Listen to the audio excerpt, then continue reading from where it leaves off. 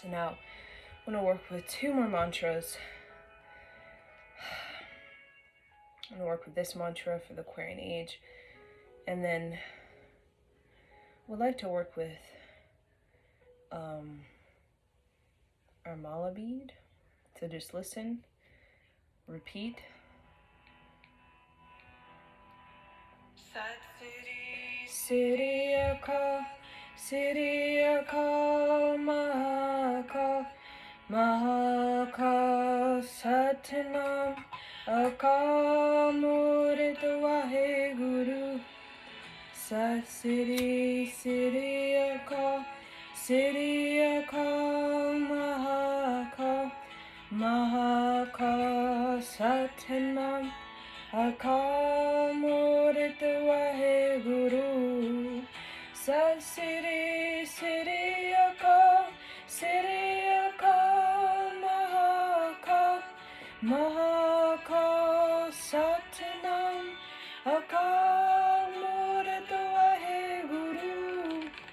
Sat Siri, Siri Aka, Siri Aka, Mahaka, Mahaka, Satnam, Aka Murit Waheguru.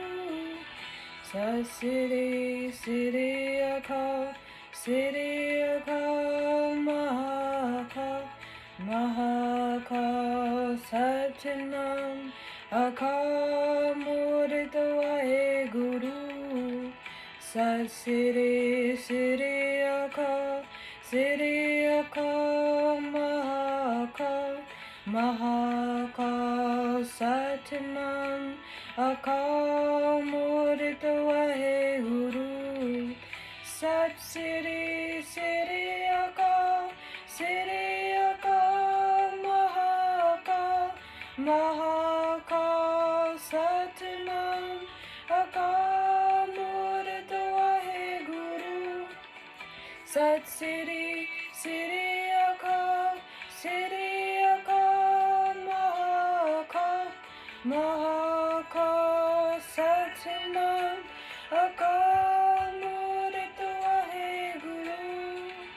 Sat Siri, Siri Aka, Siri Aka, Mahaka, Mahaka, Satnam, Aka Murit Waheguru.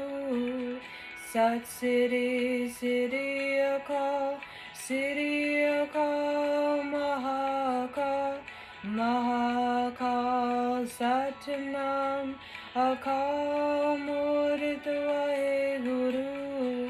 Sat Siri, Siri Aka, Siri Aka, Mahaka, Mahaka, Satnam, Aka Murit Waheguru.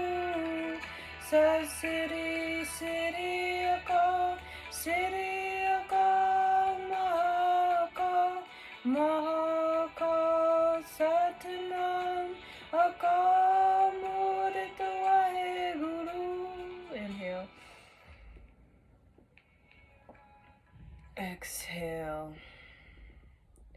Now, if you have your mala bead, bring your mala bead to you. I'm going to work with this mantra. We worked with this mantra yesterday, but I want to work with it more because it's very powerful for the heart. Okay, and I want to, definitely, when you do a lot of back bends, it definitely will stir up your emotions. It's just wonderful for the nervous system, for opening the chakras. So you have your mala beads, you can bring them in your left hand. And again, if you've never worked with it, you bring your thumb, index finger over each little bead. One recitation is 1 bead, and there's 108 beads, okay? So I'm going to work with this mantra, but at first I want to ring the bell. So I'm going to call in the spirit of our divinity, dignity, equanimity, the spirit of our grace, the spirit of our sacred haven, right? We all have a sacred haven. And a sacred haven is the place in which everything exists inside. So your body, your mind, your even your spirit is within the sacred haven. And a haven is seen as like a refuge, like a space where everything is whole, right? Where everything is whole. The duality, the polarity, the pieces of ourselves, the fragments, they all kind of come together in this sacred haven, and there's no judgment, right? It's called this place of authentic, unconditional love, right? A lot of times we have all these fragments and pieces, and we're divided, and we're in this polarity and duality of ourselves. These pieces are good, these pieces are bad, and we're very ashamed of these pieces and not ashamed of these pieces. There's a lot of the conditioned love, and conditioned love cannot get through these limitations, these barriers that we have set in this this society that we're in right now. But what can get through is this unconditional love. So it's like, how do you program someone who thinks that they're so ashamed of themselves into a person that is completely different? I think in our society we just give up and judge them, and well, they're just gonna die in hell and just spend that's their life forever. I think beyond that, of how can we really have a practical shift on the planet? Because the judgment, yeah, we can trap people on Earth, but like, who wants to live like that? Like, who wants to be on a planet where there's just a bunch of people are trapped? You know what I'm saying? Like, trapped in the mind, trapped in their life, trapped in this, trapped in that. Like, that's not how we're gonna make a practical shift of the planet and humanity. It's just trapping people. Like, that's just in the mind. And I think it has a lot to do with judgment. And we have to get higher energy. It's really difficult to kind of have that experience of like seeing all of the person in the gutter in Christ Jesus is the same.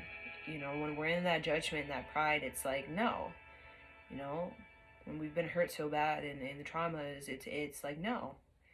But I think a part of even Buddhism and a lot of these different religions, Buddhism and the Buddha mind and the Christian mind or God mind, Christ mind, and various other religions, I feel like they're even the Sikhs with a lot of the practices that I give you, or a lot of the Sikhs practices, or the Muslims. There's a lot about, yes, we can shame each other and put each other in judgment, but how can we have an unconditional love? Like, what prayer do we need to do? Like, practice. What teachings do we need in order to get us out of that common part in us where, okay, yeah, eye for an eye, right? We've been there, done that with Hannibal, I think, right? The Code of Hannibal, right? Real, like, satanic stuff, like eye for an eye. You get your hand chopped off for stealing. Like, we could easily create that karma, and we've done that, but I feel like that just traps people, and it keeps the same things going. It's like, okay, the person steals to get their hand chopped off, and then the karma, then the person who chopped the person's hand off, they get their hand chopped off, and it's just this real karma that's just, it doesn't really go anywhere, right? So we've moved beyond the Hannibal Code and the Code of Hannibal, and then we started to move more into, okay, well, why are these people stealing? We started to ask questions. Okay, well, because they're hungry, or they have, this society, the economy is set it up where these certain groups of people have no money, so then let's change the economy, right? And then the Bhagavad Gita goes into, like, there's rotten people, rotten children. Like, okay, what does that mean? Right? It's generations of like people who just gave up, generations of people who just didn't want to live, and they taught their kids to do that, and then their kids taught their kids to do that, and over time it's just rotten people, right? So I think these practices and all these religions, like, how can we get to a place of unconditional love? Like, what does that even mean? And I think it's that sacred haven first we have within ourselves. Because it's very hard to have this unconditional love for others, which implies discernment and boundaries and compassion and generosity, if we don't really feel filled up within our own selves. If we don't feel whole within our own selves, it's like, it doesn't, it's very hard to share that share that unconditional love with someone in a way that is in a way that a lot of people think that they're going to be taken advantage of, right? And I think when you're in that unconditional love, it's not just necessarily free love. It's also about, I like Tony Billy Blanks with, like, you have to have the will, right? So it's not, you can't change people's karmas. You can't clear people's karmas for them. You know what I'm saying? So when you get to that unconditional love, it's more, you pray and you want these people to raise their vibration or heal or break through, but you know that you're not doing it for them. You know that they can't piggyback off of you. They can learn from you, but they can't be in your body. You know what I'm saying? They can't live off of you, right? Like, spiritually, energetically, it's not possible, because their karma is their karma, your karma. You know what I'm saying? So even Yogi Bhajan said, people will come to him, say, I'll give you $1 million if you clear my karma.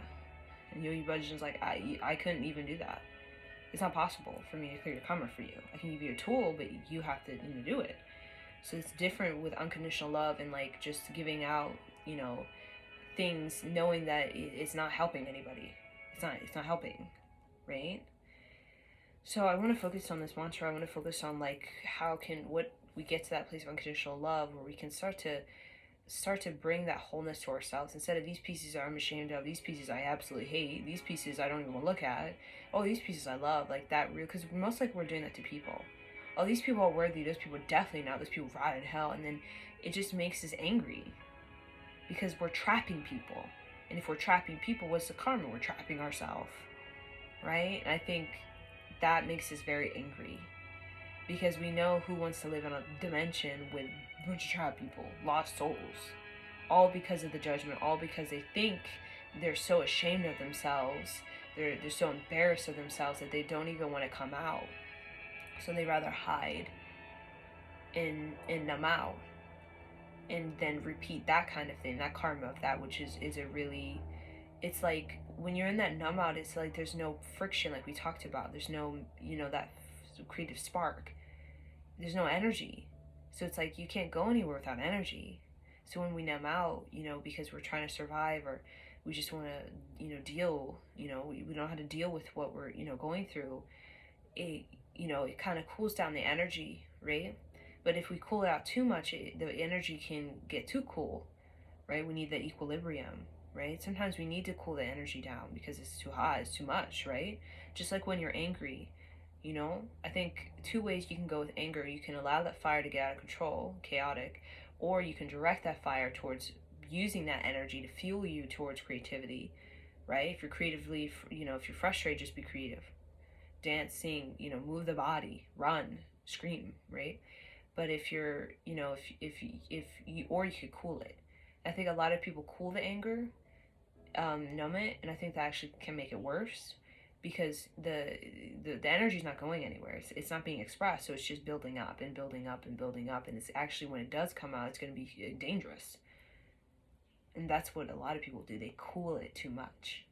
So instead of just cooling it, like, let's learn about how can we be able to handle the intensity of energy, because we're talking about, we want to go to space and Mars, and we want this new change, and we want this new change, but it's going to need energy, and it's going to be intense.